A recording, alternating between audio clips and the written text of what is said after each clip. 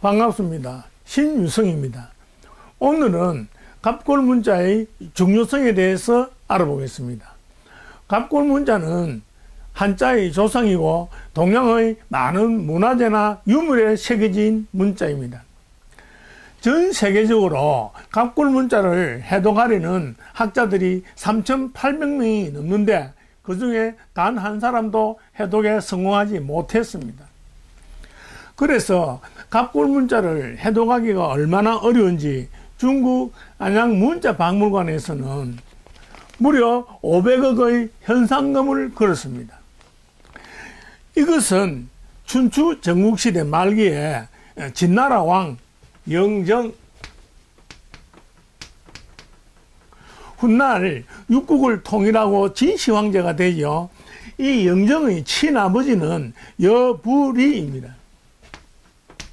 여불위. 원래는 대상인이었는데 이제 이때는 진나라의 재상이 되었습니다. 그래서 당시에 백과사전에 해당하는 책 여시 춘추를 편찬했습니다. 여시 춘추다입니다. 이 책을 편찬하기 위해서 식객 3,000명과 수많은 학자들을 총동원했습니다. 여부리는 여시춘추를 편찬하고 나서 아주 크게 자랑하고 싶고 또 자부심을 느꼈습니다. 그래서 어떻게 천하의 공고를 했는데 여시춘추에서 한 글자를 더하거나 고치더라도 상금 1,000냥을 준다고 널리 알렸습니다. 그래서 생긴 고사성어가 그렇죠. 일자천금이다. 한 글자에 황금 1,000냥이다. 일자천금. 중국 안양 문자박물관에서는 이 일자천금의 고사성어를 흉내내 가지고 갑골문자에 500억의 현상금을 걸은 겁니다. 그러면 이제 어떻게 이제 포상을 하느냐? 갑골문자가 발굴된 이후로 처음으로 해석을 바로 하는 것 같으면 한 글자당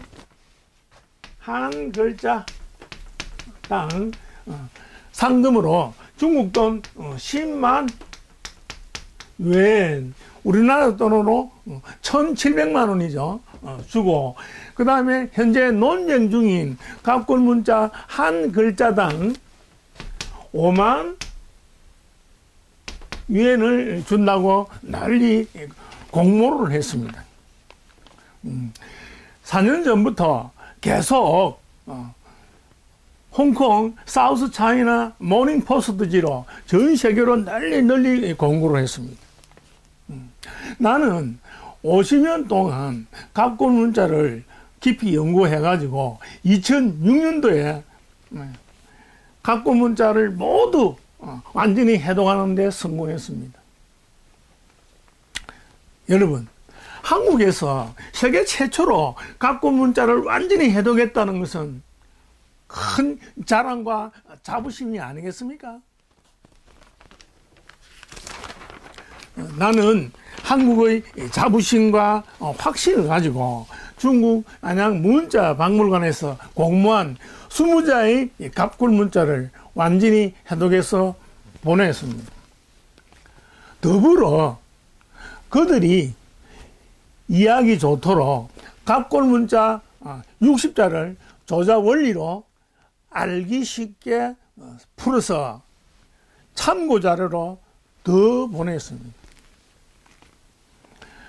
중국 박물관에서는 원고를 보내기 전에는 빨리 보내달라고 공손히 이제 재촉하더니 일단 받고 나서는 1년 가까이 되도록 발표를 하지 않는 겁니다. 정보와 소식에 의하면 내 원고를 연구자료로 쓸 것이라고 했습니다. 이런 상황일 때 작년 10월 19일 중국 청두 사천대학에서 갑골문자 국제학술대회를 개최했습니다. 한국에서 유일하게 나는 초청을 받아가지고 논문을 발표했습니다. 그 논문집이 바로 이 책입니다. 역시 중국은 한자를 사용하고 있는 문화이고 한자의 중요성과 한자를 배우기가 얼마나 어려운지 잘 알고 있었습니다. 그래서 특히 중국 각 성의 사범대학 교수들이 나의 논문을 읽고 크게 감탄을 했습니다. 더불어 논문의 내용대로 학습법으로 많은 사람들이 한자 공부를 하는 것 같으면 아주 쉽게 알 수 있고 큰 혜택을 받을 수 있다고 메일로 많이 보내오고 있습니다. 우리나라는 문자와 문화의 최강국이면 물론이고 역사의 강국이 될 때까지 중국 학계에 계속해서 논문을 제출할 작정입니다. 중국 문자박물관에서는 아직까지 발표도 하지 않으면서 원고를 계속 보내달라고 합니다. 그러면 상부에 이제 보고하겠다고요. 그러나 중국에서 내 연구 결과를 가로채지 않도록 중국 학자들과 교류하고 또 그분을 충분히 쌓고 논문도 계속해서 발표하면서 만반의 준비를 갖춘 다음에 중국 안양 문자박물관과 협상할 것입니다. 우리 국민은 자존심을 가져야 됩니다. 한글은 물론 배우기 쉽고 과학적이고 아주 우수한 문자임에는 틀림없습니다. 그렇지만은 한자를 모른다면 우수한 학문을 성취할 수 없습니다. 가족의 이름은 물론이고 자기 이름도 모르는데 뭐 어떻게 되겠습니까? 안 되겠죠. 각국 문자와 우리말은 세계 모든 언어와 문자의 뿌리가 됩니다. 각국 문자와 우리말은 우리 조상이 우리에게 준 최고의 유산이자 자산입니다. 각국 문자가 지금부터 120년 전 1899년에 대략 4,500자가 발굴되었습니다. 그 중에서 지금까지 갑골 문자 다음 단계를 금속 문자라고 그럽니다.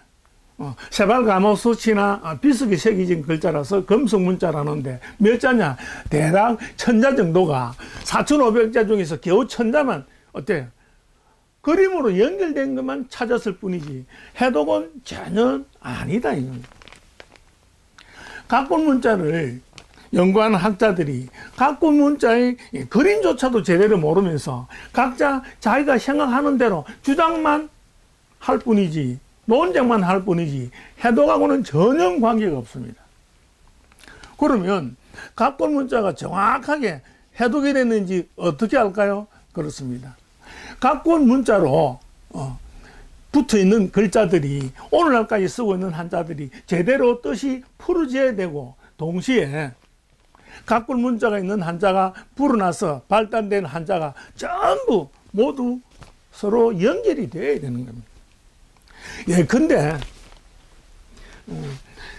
또 차에 이제 각골 문자는 이런 모양으로 되어 있습니다. 자, 그 다음에 이제 금속 문자는 요렇고 또 전서는 요렇고 오늘날은 요렇게 해서 이제 또 차다 이겁니다. 이 각골 문자 또 차를 두고 누구는 남자의 성기라 그러고 누구는 제사 때 쓰는 그릇이라 그러고 누구는 돌로 만든 제단이라 그러고 누구는 사당의 위패라 그러고 막 제각각입니다. 그래서 이 그림조차도 정확하게 모르는데 어떻게 원리를 알겠습니까? 또 어떻게 이치를 알겠습니까? 그렇죠? 자, 그래서 예컨대 이 또 차가 들어가 있는 이제 한자를 한번 살펴보기로 하죠. 자, 또 차에다가 고일시를 이제 붙이는 겁니다. 이 글자, 그렇죠. 할배조. 할배조. 그 다음에 이제 두 사람을 여기 이제 또 차에다가 이제 붙이는 겁니다. 그러면 뭐, 예, 도마조. 그 다음에 이제 힘력을 이제 또 차에다가 딱 붙이는 거예요. 그러면, 예, 도울조. 이제 계집녀를 이제 또 차에 이제 붙입니다. 그러면 언니, 누나, 조. 언니, 조. 그 다음에 벌레 중을 또 차에 이렇게 딱 붙이면 뭐, 구더기 조. 뭐야, 구더기 저. 언니, 저, 구더기 저. 이렇게 되는 겁니다. 또 본다, 이겁니다. 또 보는데 왜 할아버지가 될까요? 그렇죠. 그 다음에 두 사람이 또 있으면 왜 도마가 되느냐, 이겁니다. 또, 힘이 또 있으면 왜 도울조가 되느냐, 이겁니다. 여자가 또 있으면 왜 동생도 아니고 하필 언니냐, 이겁니다. 왜? 언니죠. 그 다음에 벌레가 또 있으면 그 많은 벌레 중에서 왜 하필 구더기냐, 이겁니다. 구더기죠. 이런 식으로 되어 있는데 이 왜를 전 세계 사람들이 아무도 모른다, 이겁니다. 왜? 이유는 그렇습니다. 이 각골 문자의 조작 원리를 전혀 모르기 때문에 계속해서 모르는 거 수없이 막 나가도 하나도 모른다, 이겁니다. 그럼 어떻게? 어쩔 수 없이 서기 100년에 누구? 예, 허신입니다. 허신. 허신의 뜻 부분, 소리 부분, 뜻 부분, 소리 부분, 뭐 이렇게 하고 있는 거예요. 아무 필요 없는 거예요. 그래도 일본에서는 작관 학자 도도 아키야스가 있었습니다. 그 사람은 한자의 원리를 찾으려고 나름대로 각골 문자를 깊이 연구했습니다. 그러나 각골 문자 하나도 제대로 해석하는 데 성공하지 못했습니다. 설명하다가 중도에 그만두고 막 결국에는 허지부지 해버리고 어떻게 이 허신의 뜻 부분, 소리 부분으로 그냥 돌아가고 마는 거예요. 예, 근데 예를 하나 들어보면 졸병조를 가지고 한번 보긴 하죠.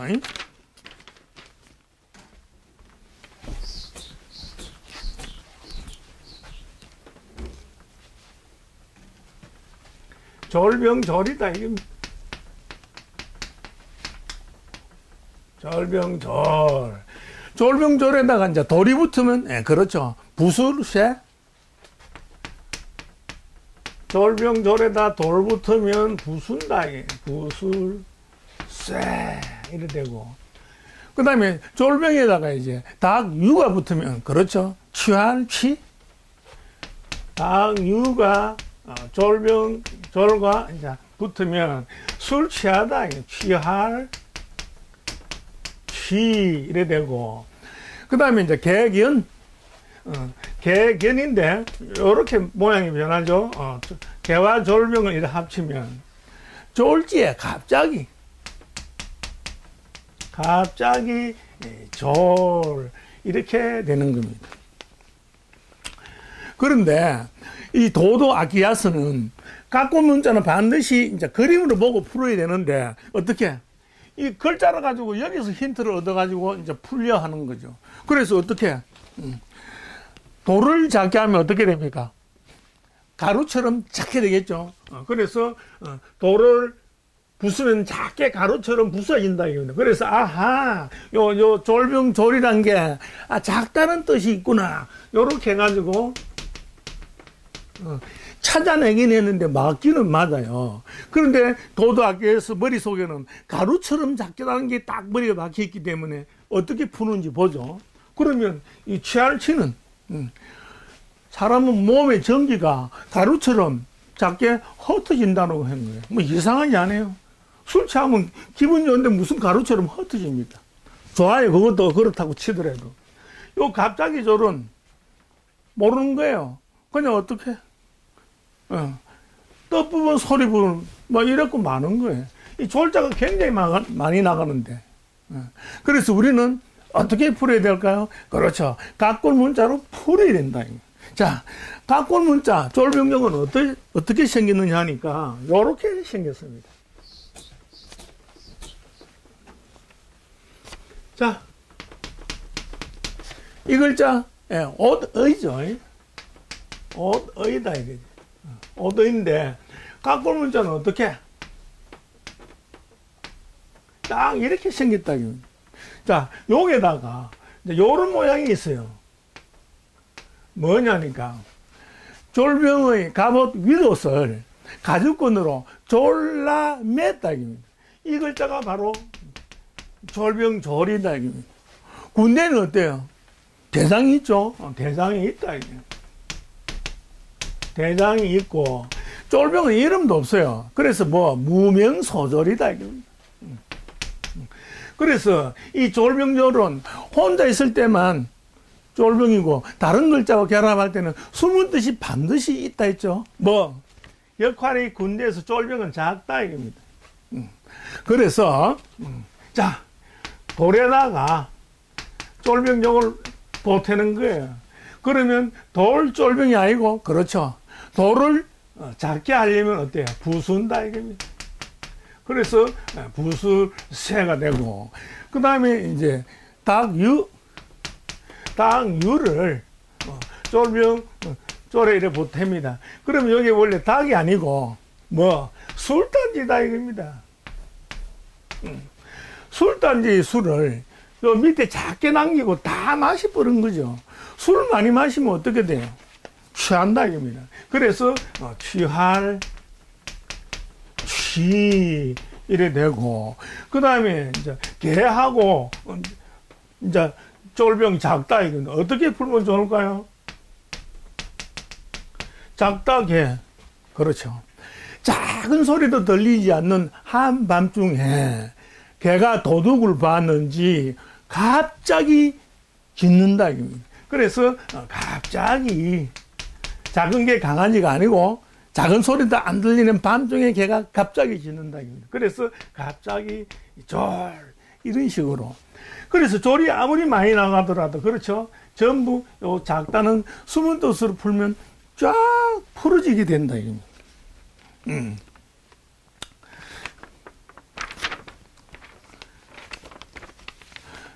아무리 쉬운 한자의 원리라도 모르면 한자는 매도 수수께끼고 어렵습니다. 절대 풀 수가 없어요. 무조건 주입식으로 외워야 돼요. 그래서 어때요? 중국의 문호 노신 선생은 한자 배우기가 너무 골 아프니까 아예 영어식으로 알파벳으로 막 발음만 적자 한 거죠. 그게 뭐냐니까 라틴화를 주장한 겁니다. 라틴 알파벳 라틴화를 이제 주장한 겁니다. 자, 그러면 중국 안양 문자박물관에서 현상 공모한 수문자는 도대체 어떻게 생기느냐 이겁니다. 보여드리죠.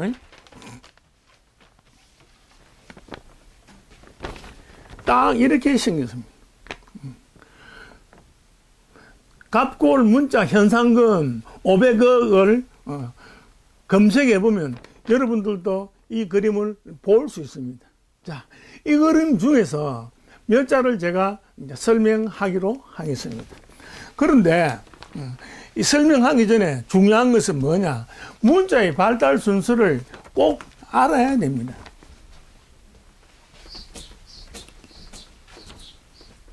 자, 우리가 흔히 분류할 때 갑골 문자부터 이제 분류를 하죠. 자, 갑골 문자, 갑문이다. 그 다음에 요 다음 단계가, 그렇습니다. 금성 문자다. 그 다음에 전서는, 그렇죠, 진시황이 통일하고 재상이 이사가 만든 글자가 전서다. 이겁니다. 전서. 그 다음에 진나라는 폭정을 해가지고 15년 만에 나라가 망해버렸어요. 그래서 그 이후에 초나라 한나라 싸워가지고 한나라가 통일을 했죠. 그래서 글자가 한자 이래 되는데 가장 모범적인 글자다 해서 해서 이렇게 이야기합니다. 보통 이렇게 4단계인데 현상 공무원 20자는 요 갑골 문자보다 조금 시기가 앞서요. 그래서 초기 갑골 문자라 해야 되는 겁니다. 그래서 초기 가문이다.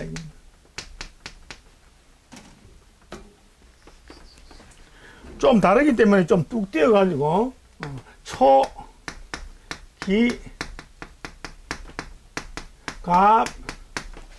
갑문 딱 이렇게 되는 겁니다. 그런데 이 초기 갑문보다 또 이렇게 있는 게 뭐냐? 우리 민족의 조상인 동이족이 중국 산동반도에서 썼던 그림 문자가 있는데 골각 문자란다. 뼈골에다가 조각했다. 골각 문자가 있는데 그 다음에 또 이 골각 문자보다 또 이런 문자가 있는데 작년 10월 3일에 하동의 지리산 삼신봉에서 인류 최초의 원시 문자가 또 발견됐습니다. 그러니까 인류 역사상 최고로 이런 문자가 삼신봉 스톤의 원시 문자다. 원시 문자다. 자, 우리는 이제 요거는 제쳐놓고 여기 공무원 여기 20자리에 가지고 이제 얘기를 해보도록 하겠습니다. 자, 첫 번째로 이제 요런 모양이 있어요.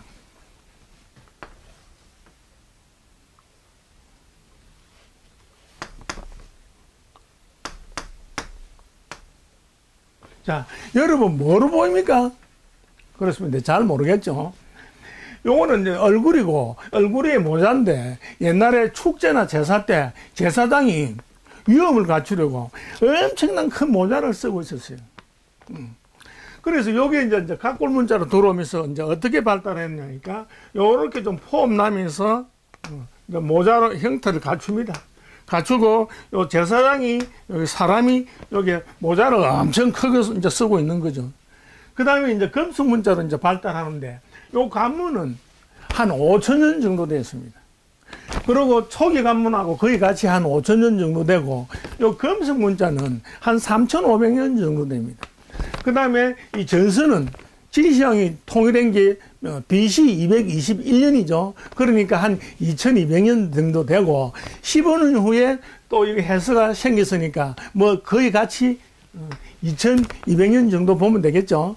자, 어쨌든 이제 금속 문자로는 어떻게 되느냐니까 모자가 이제 동그랗게 폼 나게 되면서 사람이 약간 이런 식으로 바뀝니다. 그러다가 이제 전설에 와가지고 여기 이제 요렇게 이제 사람이 이제 있는 모양에다가 요렇게 되면서 요런 모양으로 바뀝니다. 그래서 이제 오늘날 그렇죠. 벗을면 모자를 이거 벗다 이겁니다. 벗으면 어때요? 이 무거운 거 고통을 면할 수 있겠죠. 그래서 면할면 이래 된다 이겁니다. 벗을면 면할면. 그래서 이 초기 문자는 초기 관문은 오늘날 벗을면 면할면의 갑골 문자보다 이런 초기 관문 갑골 문자 다 해당한다. 모자 맞죠? 여러분 보니까 폼나게 엉성하게 이렇게 장식도 하고. 자, 이제 다음 글자는 또 요런 모양입니다.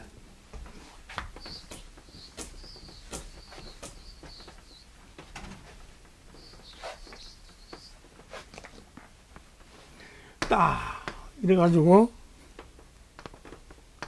여러분 무슨 모양일까요? 그렇습니다. 이거 가마솥인데 여기다가 이제 막 불을 떼는 거죠. 그리고 요 안에 여기 일자 요거는 뭐냐면 가마솥에 있는 이제 그릇이다. 그래서 식은 음식을 먹으려고 요 그릇에 담아가지고 여기 물을 부어가지고 밑에 막 불을 떼는 거죠. 그래서 일일이 다 표시할 수 없겠죠. 그림으로 간략하게 표시해야 됩니다. 그래서 요 속에 따뜻하게 데운다는 뜻입니다. 그래서 이제 여기 갑골 문자는 이제 없고 금속 문자는 어떻게 요렇게 그릇 모양을 딱 그리는 겁니다. 그 다음에 가마솥도 이제 부교적 이제 구체적으로 요런 모양을 딱 되어 있는 겁니다. 비교적 알아보기 쉽죠. 그릇이 있고 여기 딱 가마솥 모양으로 딱 되어 있습니다. 그 다음에 이제 전설은 어떻게 모양이 이렇게 해가지고 사람이 있는 모양으로 딱 변합니다. 그래서 요게 이제 그릇처럼 딱 변해가지고 요런 모양이다. 그래서 오늘날 해서는 어떻게 제수수에다가 그릇명을 딱 되어 있는데 무슨 뜻? 따뜻한 게 되었다 입니다. 그래서 따뜻할 따뜻할 온 이렇게 되는 겁니다. 그래서 이 원리를 모르면 여기 보면 제수 밥그릇이 따뜻하다 이런 식으로 엉터리를 푸는 거예요. 이 제수수가 절대 아닙니다. 요게 작은 그릇이 점점 변해서 요 제수수처럼 됐다 입니다. 요건 그릇명이지만은 이건 가마솥이다 입니다. 결국 이 초기 관문은 가마솥에 그릇을 넣어가지고 물 부어서 따뜻하게 하기 때문에 오늘날서는 따뜻할 온의 초기 각골 문자다. 아시겠죠? 절대 제수밥 그릇 따뜻하다 아닙니다. 자, 이번에는 또 요런 모양이 있어요.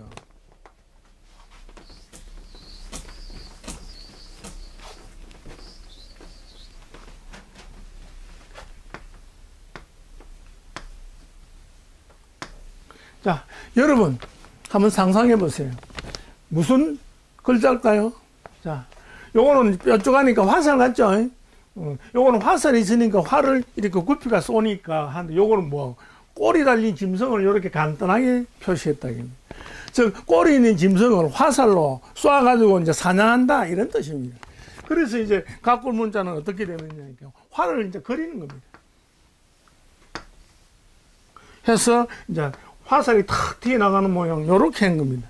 자, 그 다음에 이제 검석 문자는 어떻게 해? 이제 좀 구체적으로 이제 실감나게 그립니다. 그래가지고, 이제 이렇게 잡고 있는 이제 손을 딱 그리는 거죠. 그 다음에 이제 전서에 와서는 좀 복잡해집니다. 어떻게? 전서에서는 이렇게 해가지고, 이렇게 되고, 그 다음에 손이 이제 조금 복잡해집니다. 이렇게 돼가지고, 이렇게 되어 있습니다. 그래서 해서는 어떻게? 그렇죠. 벌써 짐작하죠. 화살로 쏜다입니다. 쏠사. 요 부분이 몸신으로 변하는 겁니다. 몸신으로 변하고, 마디촌 해서 뭐, 쏠사, 사기기라고 그러죠. 쏠사. 이렇게 된 겁니다. 사냥 가서 쏜다 이겁니다. 이 세상 모든 말은 우리말로 되어 있어요. 자, 그래서 결국 꼬리 달린 짐승을 활을 가지고 화살로 가지고 쏜다 입니다. 결국 이 솔사의 초기 각골 문자가 바로 이런 모양이다 이겁니다. 아시겠죠? 자, 그 다음에 이제 또 하나 더 해보죠.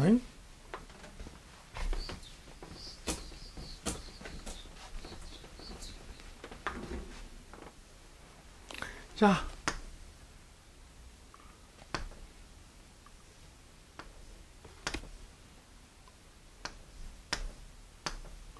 자, 여러분, 이거 뭐로 보입니까? 놀라서 눈 티 나온다 그러죠. 눈을 강조해서 그런데 이 눈이다 이겁니다. 그럼 요거는요, 그렇습니다. 등잔불에 있는 불을 요렇게 묘사를 했습니다. 이렇게 하면 복잡해지니까 등잔불에 불이 요렇게 딱 있는 모양입니다. 뭐냐?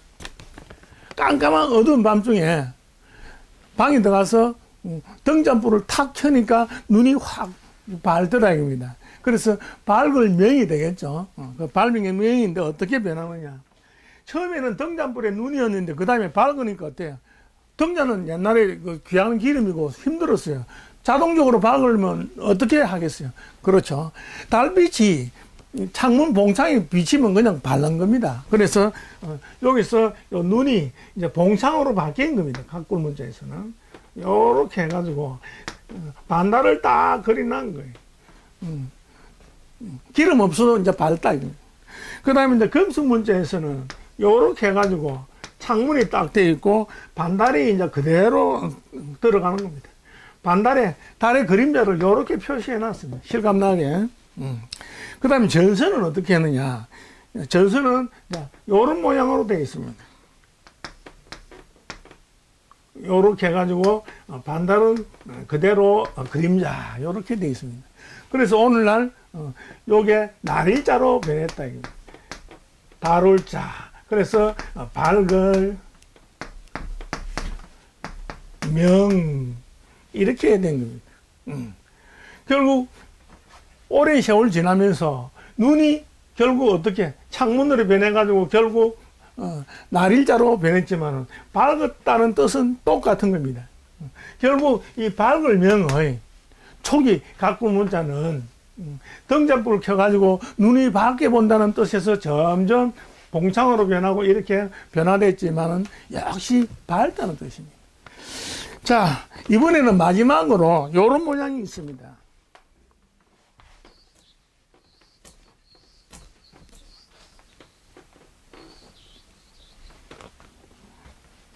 딱 해가지고,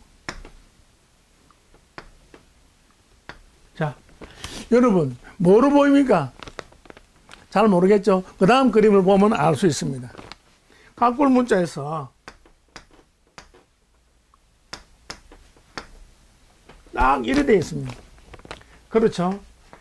죄인이 목에 칼을 썼는데, 초기 가꿀 문자에서는 그대로 평평한 거 하나만 썼는데, 갈수록 형불이 잔혹해져 가지고 옆에도 못 보도록 요렇게 칼을 씌웠습니다. 가운데 목에 칼을 딱 씌웠다. 그래서 가운데 앙자다. 자, 그러면 이제 금속 문자는 어떻게 되느냐? 거의 그대로 그냥 갑니다. 이렇게 해가지고 거의 모양이 그대로고 전선은 똑같습니다. 전선은 이렇게 해가지고 해서는 가운데 앙이다. 가운데 앙 이렇게 되어 있습니다. 이렇게 목에 칼을 쓰는 것은 재앙이다. 그래서 이 재앙 앙의 원래 그 바탕 글자가 가운데 앙이다. 결국 이 가운데 앙의 초기 가꾼 문자는 재수가 자유롭지 못하게 목에 평평한 나무판을 탁 끼운 겁니다. 영화에 많이 봤죠. 그래서 가운데 앙이 점차 이제 요 잔인하게 옆에도 못 보게 하다가 변해서 나중에 결국 가운데 앙 이렇게 됐습니다. 분명히 변해한 것을 쉽게 이해할 수 있겠죠. 이렇듯이 가꿀 문자를 정확하게 알아야만 초기 가꿀 문자고 골각 문자고 원시 문자고 모든 문자를 전부 정확하게 풀 수 있고 해독할 수 있습니다. 이것으로 마치겠습니다. 감사합니다.